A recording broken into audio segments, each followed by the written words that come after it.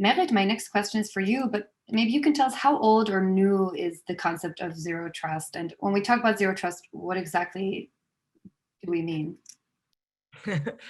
Yeah, I think so. Obviously, it's, as we have mentioned a couple times so far, it's been around kind of on the landscape in various incarnations for a long time now, at least 15 years.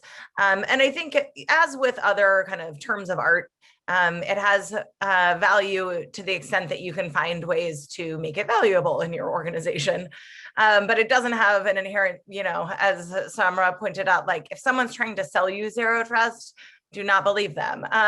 This is a set of processes and kind of a framework or a mindset for how to approach security and defense in depth these days. So I think, the core concept here is to reduce possibly to zero what had been an inherent trust based on network position. So the idea that you would get in through a perimeter and then there would be open trust.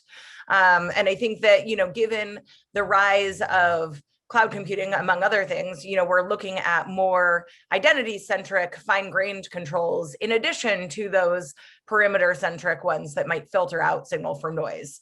Of course, this could be, there's a lot of different incarnations. This could be conceived of at the network layer and whether we should be allowing for packet flow and then enforcing security above that, or it could be conceived of at the identity and access management layer and, humans and devices or, software components. So there's a lot of different ways that this can play out. But I think, our core conviction at AWS is that there shouldn't be a binary choice between those kind of perimeter, more traditional controls, even if they are taking the form of not just a VPN, but like a VPC, a virtual private cloud that enforces some form of perimeter, and those fine-grained identity-centric controls, things like security groups and access control lists and permission boundaries.